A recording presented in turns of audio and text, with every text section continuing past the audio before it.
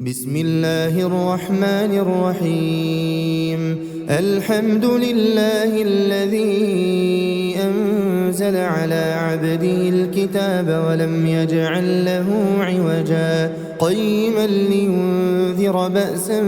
شديدا من لدنه ويبشر المؤمنين الذين يعملون الصالحات أن لهم أجرا حسنا ماكثين فيه أبدا وينذر الذين قالوا اتخذ الله ولدا ما لهم به من علم ولا لآبائهم كبرت كلمة تخرج من أفواههم إن يقولون إلا كذبا فلعلك باخع نفسك على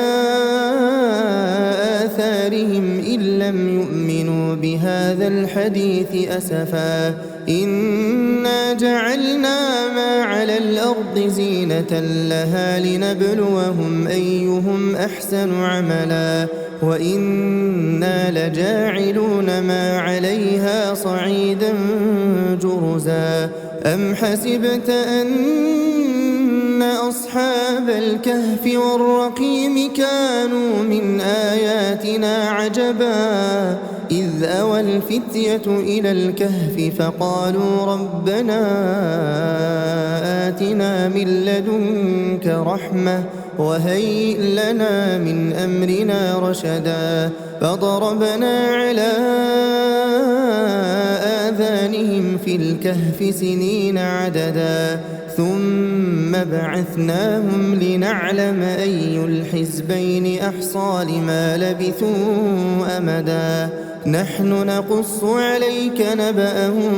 بالحق إنهم فتية آمنوا بربهم وزدناهم هدى وربطنا على قلوبهم إذ قاموا فقالوا ربنا رب السماوات والأرض لن ندعو من دونه إلها لقد قلنا إذا شططا هؤلاء قوم اتخذوا من دونه آلهة لولا يأتون عليهم بسلطان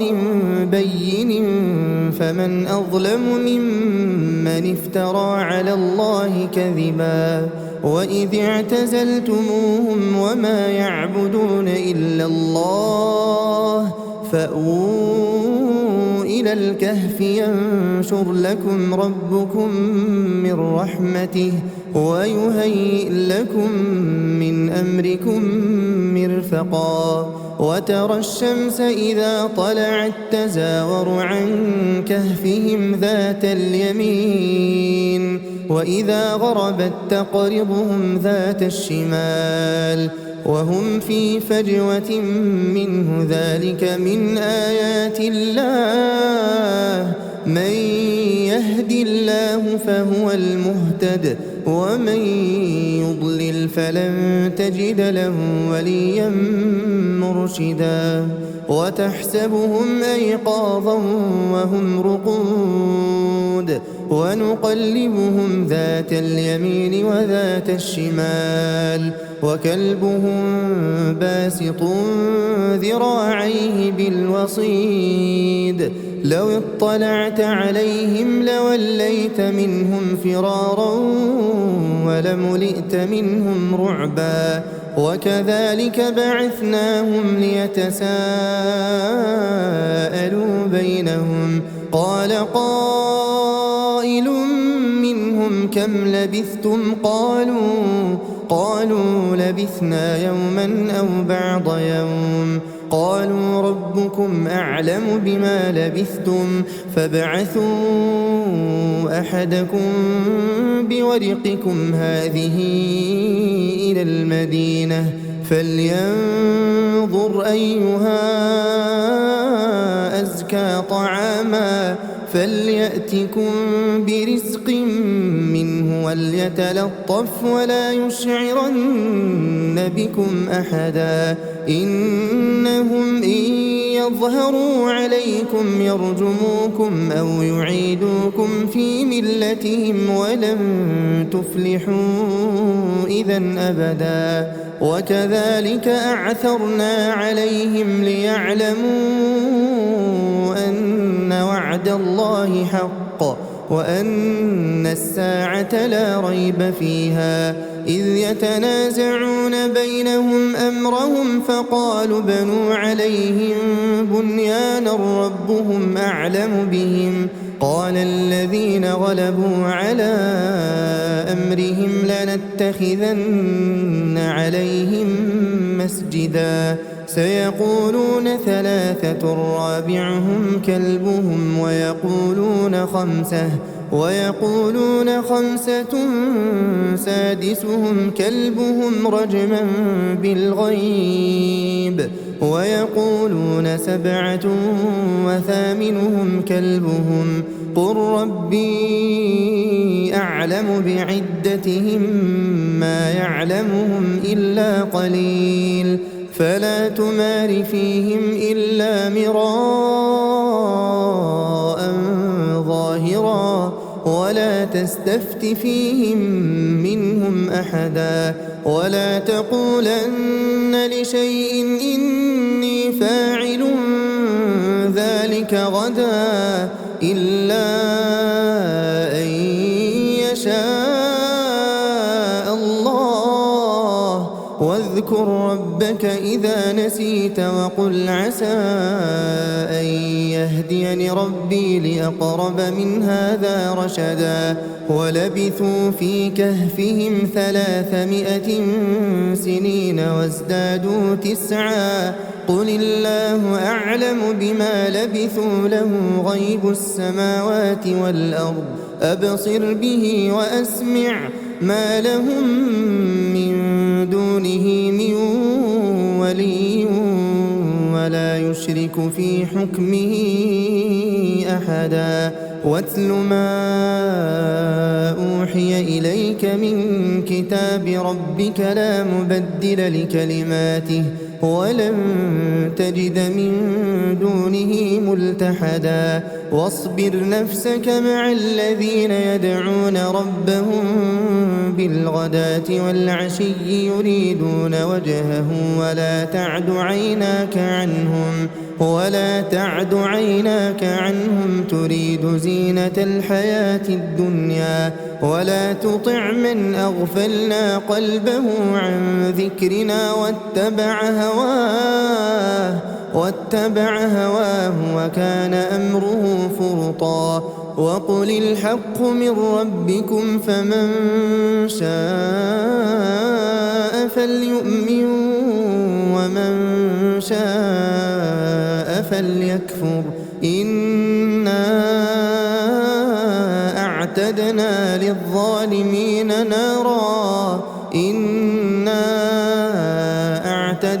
للظالمين نارا أحاط بهم سرادقها وإن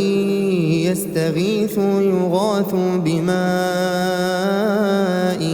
كالمهل يشوي الوجوه بئس الشراب وساءت مرتفقا إن الذين آمنوا وعملوا الصالحات إنا لا نضيع أجر من أحسن عملا أولئك لهم جنات عدن تجري من تحتهم الأنهار يحلون فيها من أساور من ذهب ويلبسون ثيابا خضرا من سندس واستبرق متكئين فيها على الأرائك نعم الثواب وحسنت مرتفقا واضرب لهم مثل الرجلين جعلنا لأحدهما جنتين من أعناب وحففناهما بنخل وجعلنا بينهما زرعا كلتا الجنتين آتت أكلها ولم تظلم منه شيئا وفجرنا خلالهما نهرا وكان له ثمر فقال لصاحبه وهو يحاوره أنا أكثر منك مالا وأعز نفرا ودخل جنته وهو ظالم لنفسه قال ما أظن أن تبيد هذه أبدا وما أظن الساعة قائمة ولئن رددت إلى ربي لأجدن خيرا منها منقلبا قال له صاحبه وهو يحاوره أكفرت بالذي خلقك من تراب ثم من نطفة ثم سواك رجلا لكن هو الله ربي ولا أشرك بربي أحدا ولولا إذ دخلت جنتك قلت ما شاء الله لا قوة إلا بالله إن ترني أنا أقل منك مالا وولدا فعسى ربي أن يؤتيني خيرا من جنتك ويرسل عليها حسبانا من السماء فتصبح صعيدا زلقا أو يصبح ماؤها غورا فلن تستطيع له طلبا وأحيط بثمره فأصبح يقلب كفيه على ما أنفق فيها وهي خاوية على عروشها ويقول يا ليتني لم أشرك بربي أحدا ولم تكن له فئة ينصرونه من دون الله وما كان منتصرا هنالك الولاية لله الحق هو خير ثوابا وخير عقبا واضرب لهم مثل الحياة الدنيا كماء إن أنزلناه من السماء فاختلط به نبات الأرض فأصبح هشيما تذروه الرياح وكان الله على كل شيء مقتدرا المال والبنون زينة الحياة الدنيا والباقيات الصالحات خير عند ربك ثوابا وخير أملا ويوم نسير الجبال وترى الأرض بارزة وحشرناهم فلم نغادر منهم أحدا وعرضوا على ربك صفا لقد جئتمونا كما خلقناكم أول مرة بل زعمتم أن لن نجعل لكم موعدا ووضع الكتاب فترى المجرمين مشفقين مما فيه ويقولون يا ويلتنا ما لهذا الكتاب لا يغادر صغيرة ولا كبيرة إلا أحصاها ووجدوا ما عملوا حاضرا ولا يظلم ربك أحدا وإذ قلنا للملائكة اسجدوا لآدم فسجدوا إلا إبليس كان من الجن ففسق عن أمر ربه أفتتخذونه وذريته أولياء من دوني وهم لكم عدو بئس للظالمين بدلا ما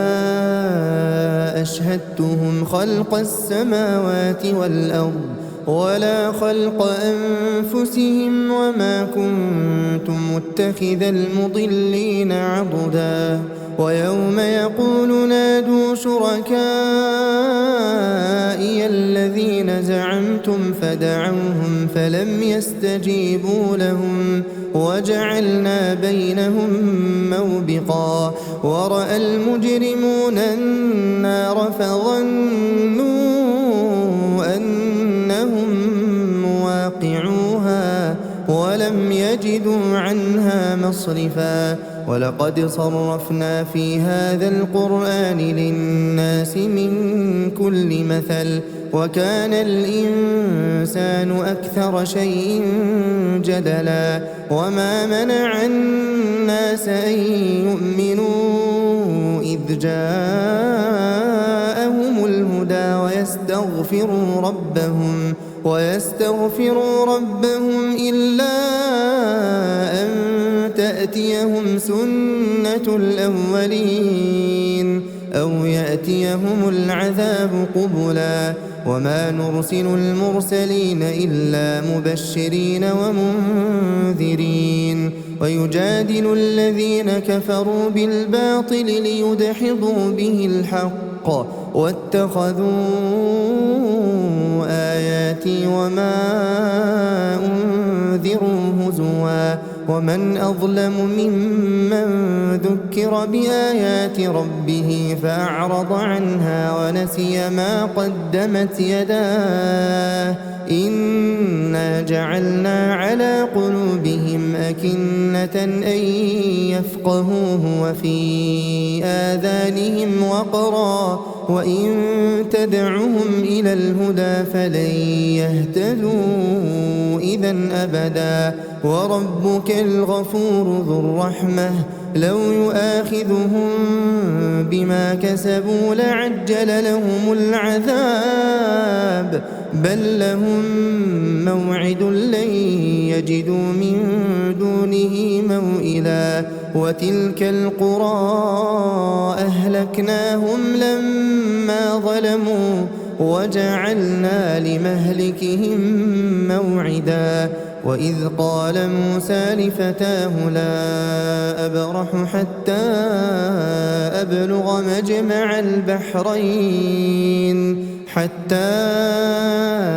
أبلغ مجمع البحرين أو أمضي حقبا فلما بلغا مجمع بينهما نسيا حوتهما فاتخذ سبيله في البحر سربا فلما جاوزا قال لفتاه آتنا غداءنا لقد لقينا من سفرنا هذا نصبا قال أرأيت إذ أوينا إلى الصخرة فإني نسيت الحوت وما أنسانيه إلا الشيطان أن أذكره واتخذ سبيله في البحر عجبا قال ذلك ما كنا نبغي فارتدا على آثارهما قصصا فوجدا عبدا من عبادنا آتيناه رحمة من عندنا وعلمناه من لدنا علما قال له موسى هل أتبعك على أن تعلمني مما علمت رشدا قال إنك لن تستطيع معي صبرا وكيف تصبر على ما لم تحط به خبرا قال ستجدني إن شاء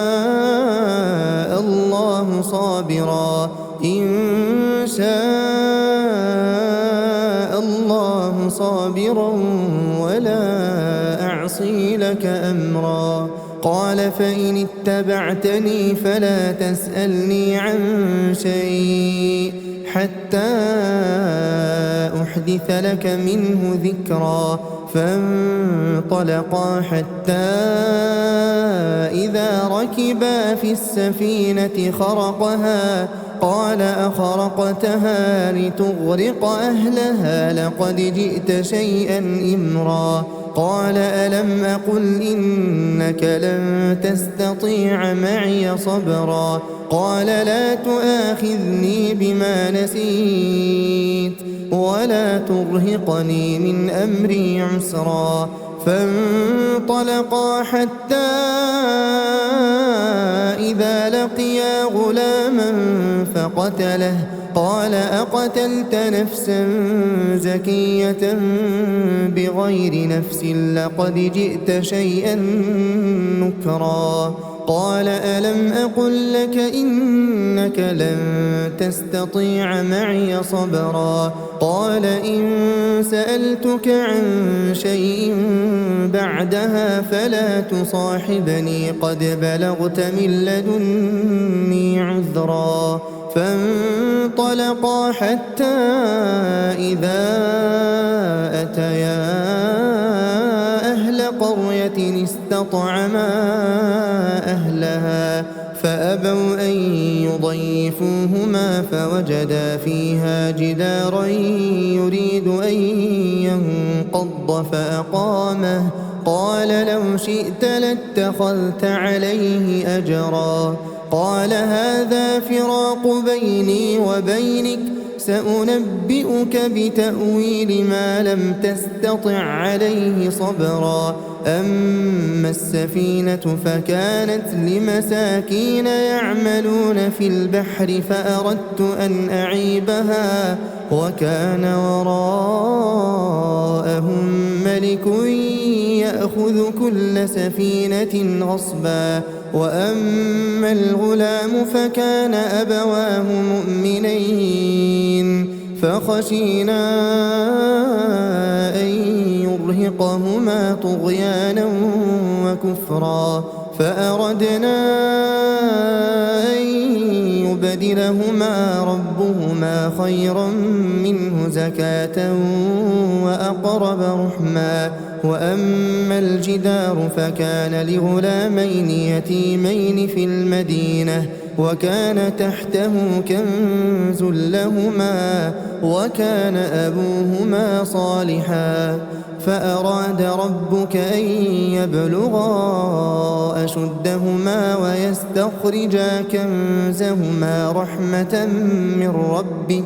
وما فعلته عن أمري ذلك تأويل ما لم تسطع عليه صبرا. ويسألونك عن ذي القرنين قل سأتلو عليكم منه ذكرا. إنا مكنا له في الأرض وآتيناه من كل شيء سببا. فأتبع سببا حتى إذا بلغ مغرب الشمس وجدها تغرب في عين حمئة ووجد عندها قوما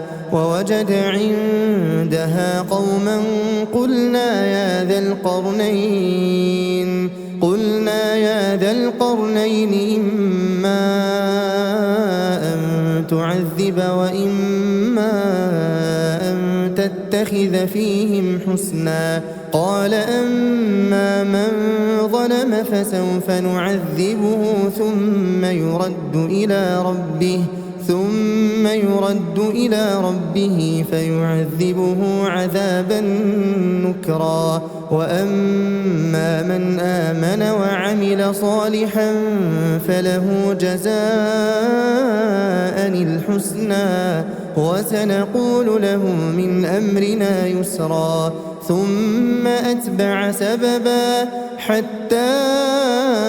إذا بلغ مطلع الشمس وجدها تطلع على قوم لم نجعل لهم من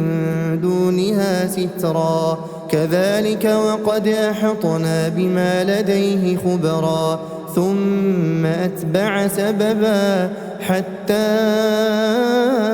إذا بلغ بين السدين وجد من دونهما قوما لا يكادون يفقهون قولا قالوا يا ذا القرنين إن يأجوج ومأجوج مفسدون في الأرض فهل نجعل لك خرجا على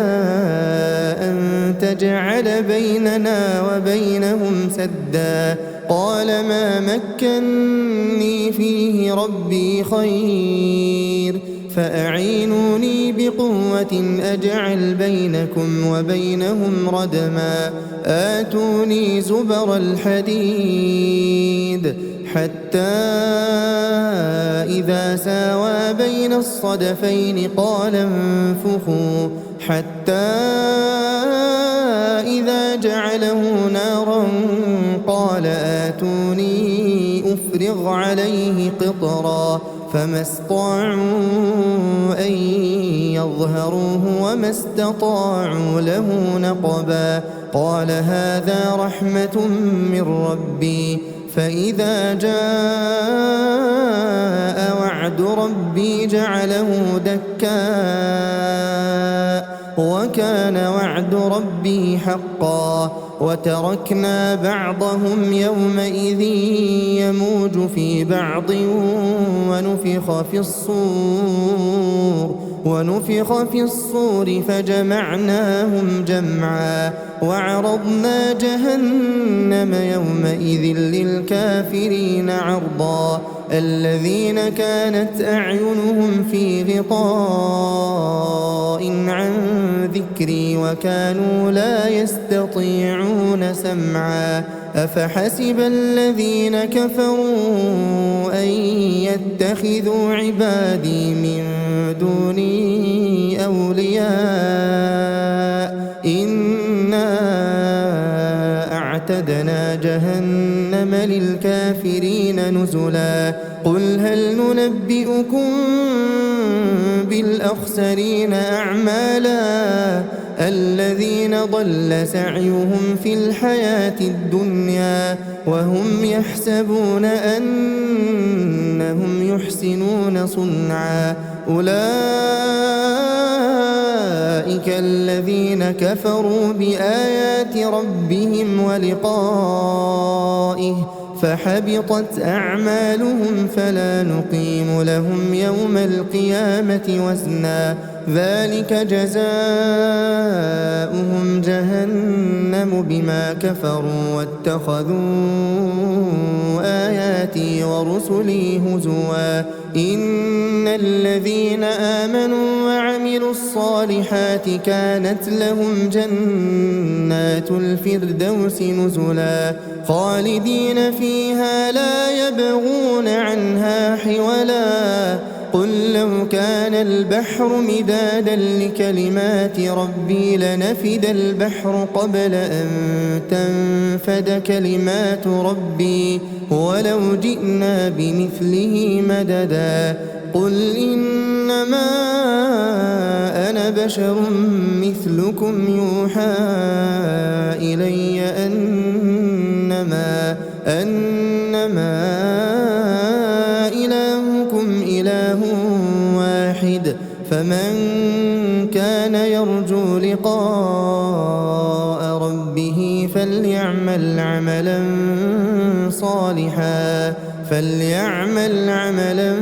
صالحا ولا يشرك بعبادة ربه أحدا.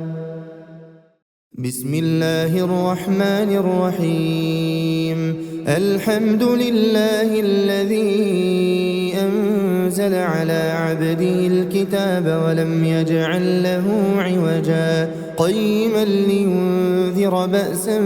شديدا من لدنه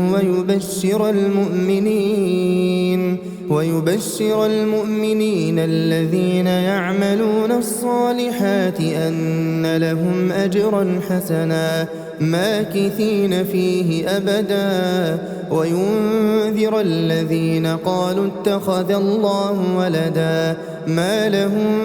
به من علم ولا لآبائهم كبرت كلمة تخرج من أفواههم إن يقولون إلا كذبا فلعلك باخع نفسك على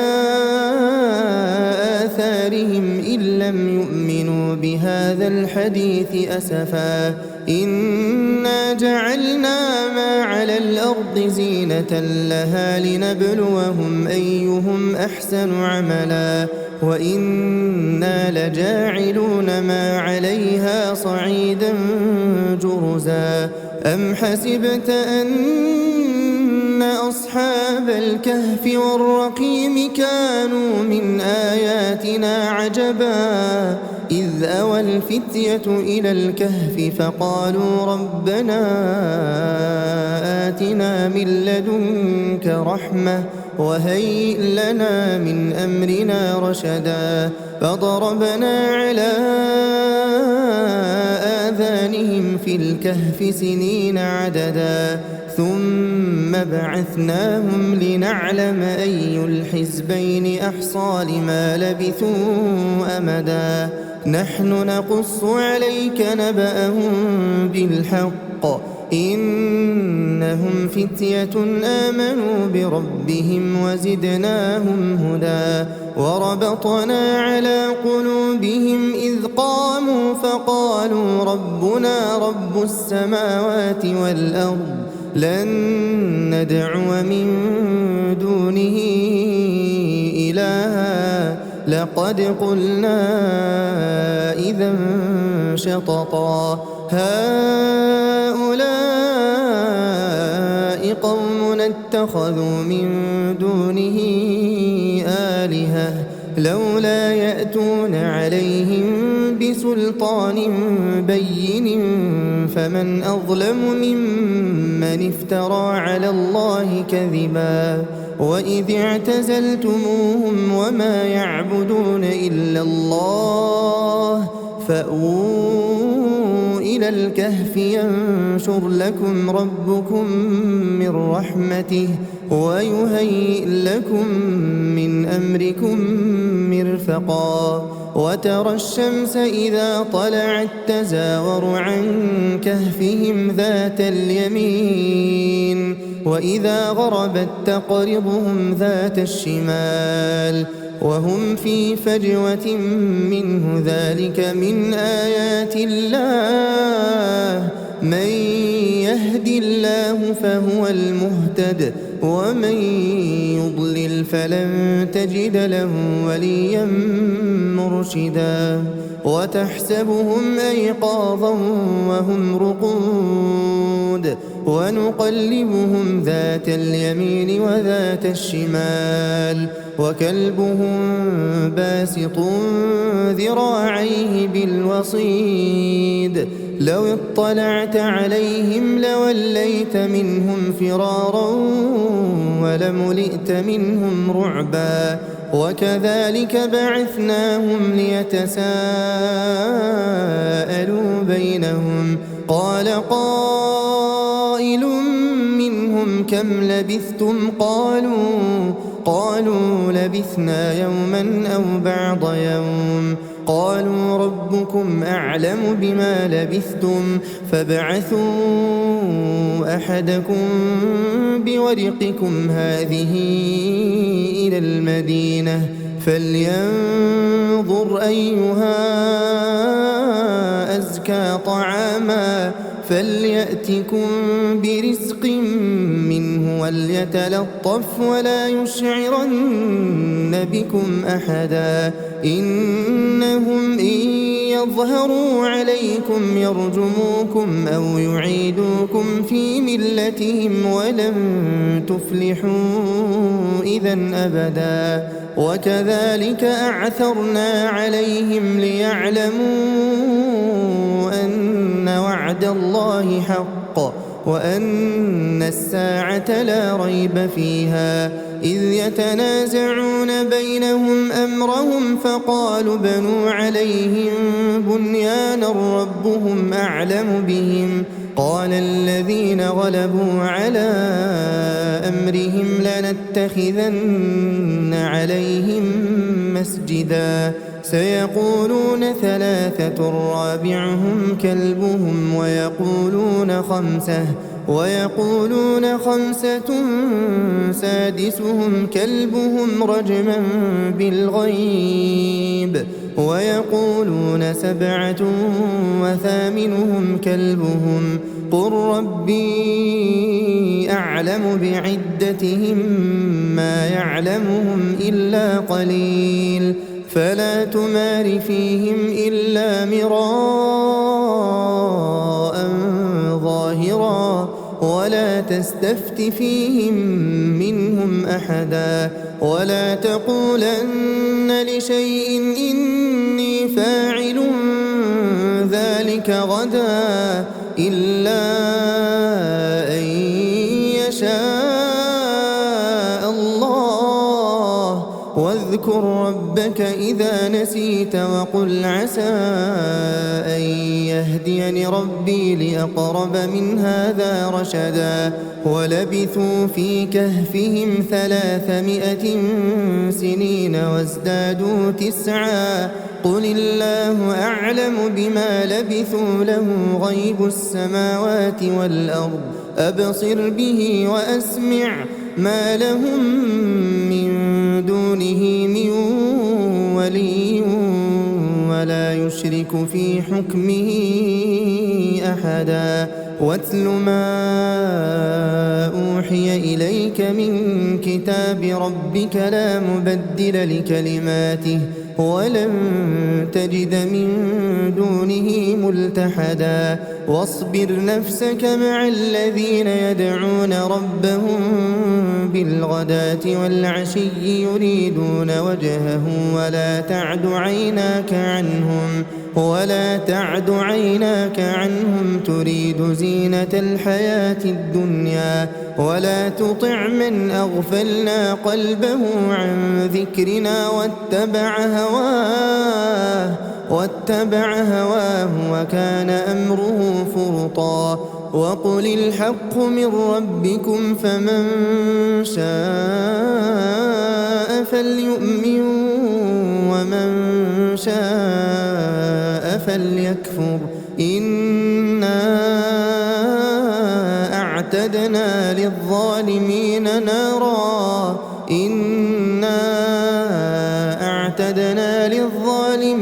نارا أحاط بهم سرادقها وإن يستغيثوا يغاثوا بماء كالمهل يشوي الوجوه بئس الشراب وساءت مرتفقا إن الذين آمنوا وعملوا الصالحات إنا لا نضيع أجر من أحسن عملا أولئك لهم جنات عدن تجري من تحتهم الأنهار يحلون فيها من أساور من ذهب ويلبسون ثيابا خضرا من سندس واستبرق متكئين فيها على الأرائك نعم الثواب وحسنت مرتفقا واضرب لهم مثل الرجلين جعلنا لأحدهما جنتين من أعناب وحففناهما بنخل وجعلنا بينهما زرعا كلتا الجنتين آتت أكلها ولم تظلم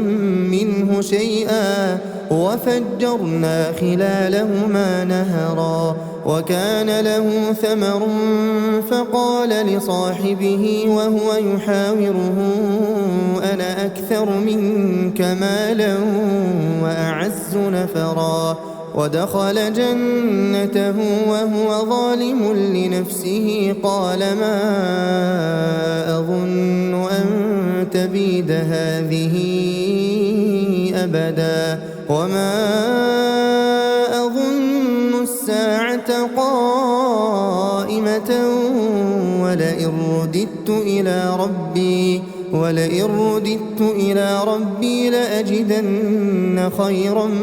منها منقلبا قال له صاحبه وهو يحاوره أكفرت بالذي خلقك من تراب ثم من نطفة ثم سواك رجلا لكن هو الله ربي ولا أشرك بربي أحدا ولولا إذ دخلت جنتك قلت ما شاء الله لا قوة إلا بالله إن ترني أنا أقل منك مالا وولدا فعسى ربي أن يؤتيني خيرا من جنتك ويرسل عليها حسبانا من السماء فتصبح صعيدا زلقا أو يصبح ماؤها غورا فلن تستطيع له طلبا وأحيط بثمره فأصبح يقلب كفيه على ما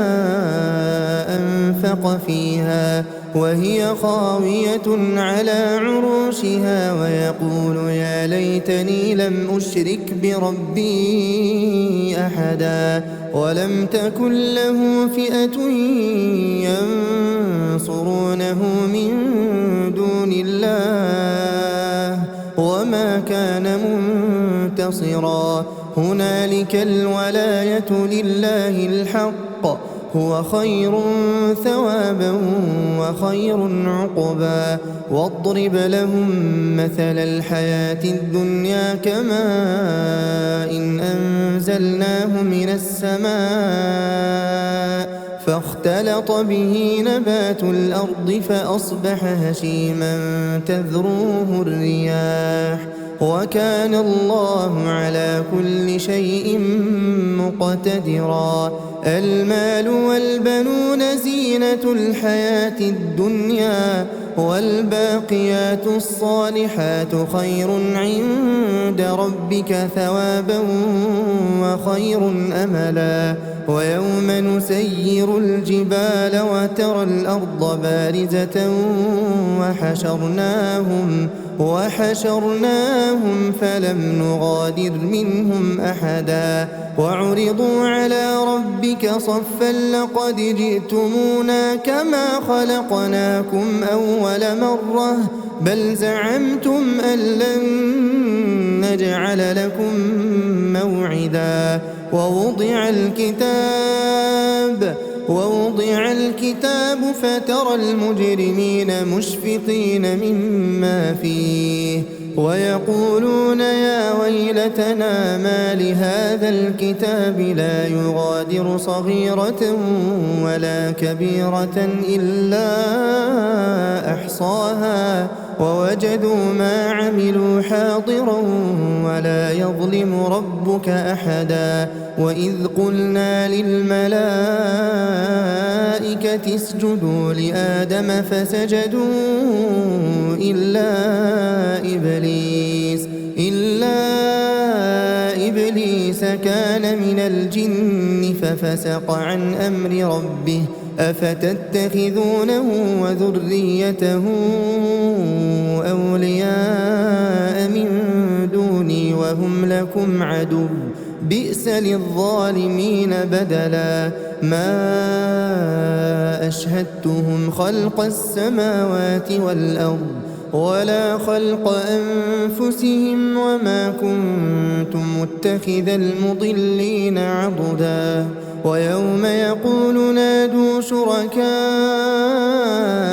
الذين زعمتم فدعوهم فلم يستجيبوا لهم وجعلنا بينهم موبقا ورأى المجرمون النار فظنوا أنهم مواقعوها ولم يجدوا عنها مصرفا ولقد صرفنا في هذا القرآن للناس من كل مثل وكان الإنسان أكثر شيء جدلا وما منع الناس أن يؤمنوا إذ جاءهم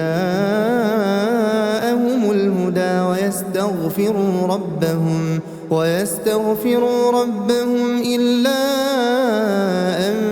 تأتيهم سنة الأولين أو يأتيهم العذاب قبلا وما نرسل المرسلين إلا مبشرين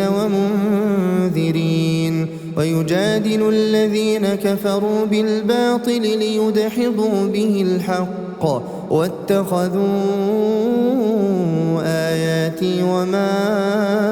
أنذروا هزوا ومن أظلم ممن ذكر بآيات ربه فأعرض عنها ونسي ما قدمت يداه إنا جعلنا على قلوبهم أكنة أن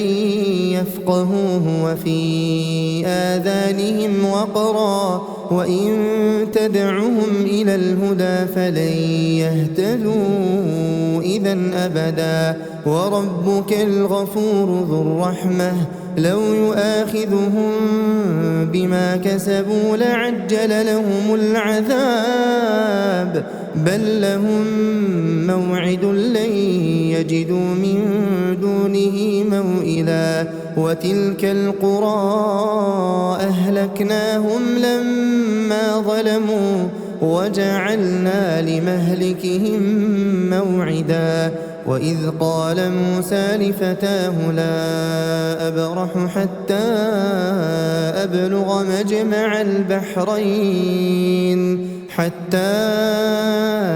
أبلغ مجمع البحرين أو أمضي حقبا فلما بلغا مجمع بينهما نسيا حوتهما فاتخذ سبيله في البحر سربا فلما جاوزا قال لفتاه آتنا غداءنا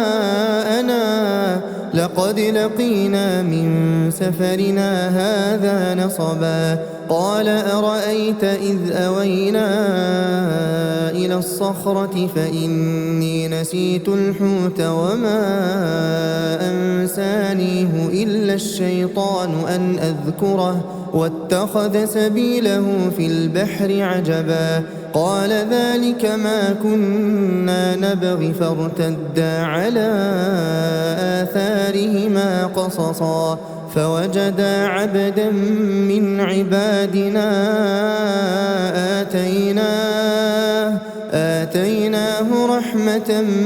من عندنا وعلمناه من لدنا علما قال له موسى هل أتبعك على أن تعلمني مما علمت رشدا قال إنك لن تستطيع معي صبرا وكيف تصبر على ما لم تحط به خبرا قال ستجدني إن شاء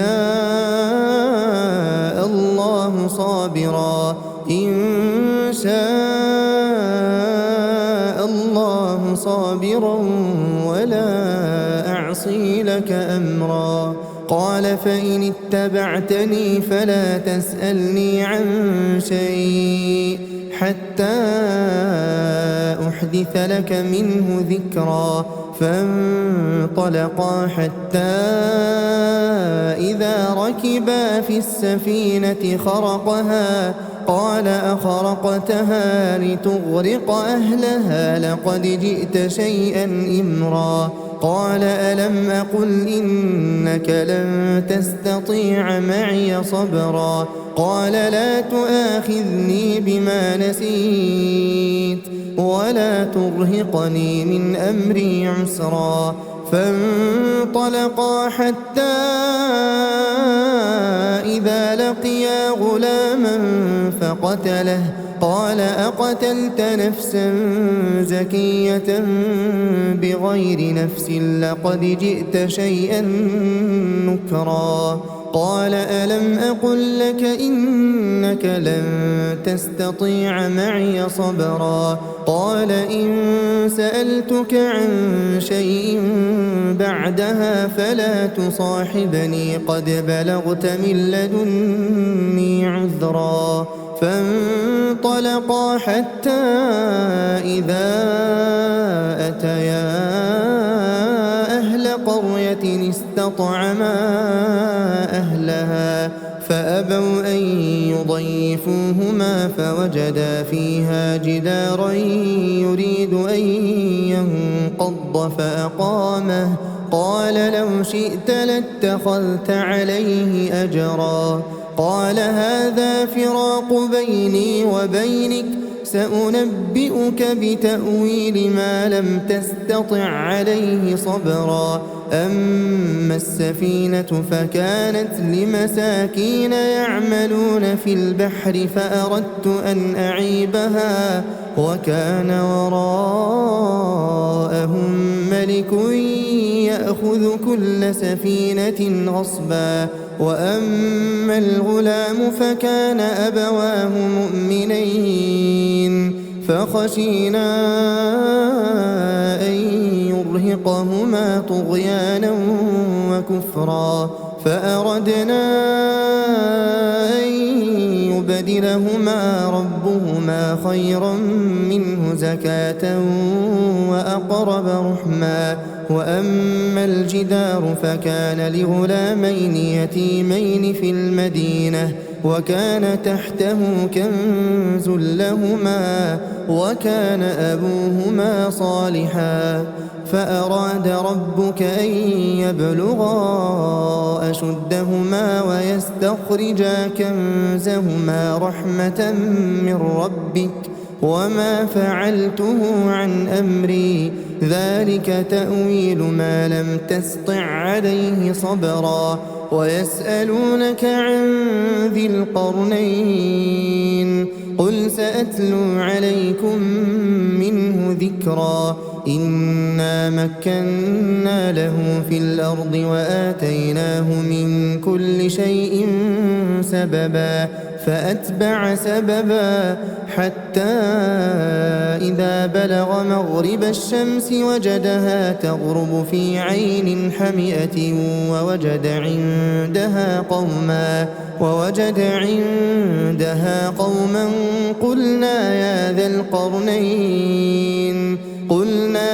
ذا القرنين إما أن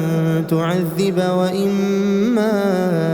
أن تتخذ فيهم حسنا. قال أما من ظلم فسوف نعذبه ثم يرد إلى ربه فيعذبه عذابا نكرا. وأما من آمن وعمل صالحا فله جزاء الحسنى وسنقول له من أمرنا يسرا. ثم أتبع سببا حتى إذا بلغ مطلع الشمس وجدها تطلع على قوم لم نجعل لهم من دونها سترا. كذلك وقد أحطنا بما لديه خبرا ثم أتبع سببا حتى إذا بلغ بين السدين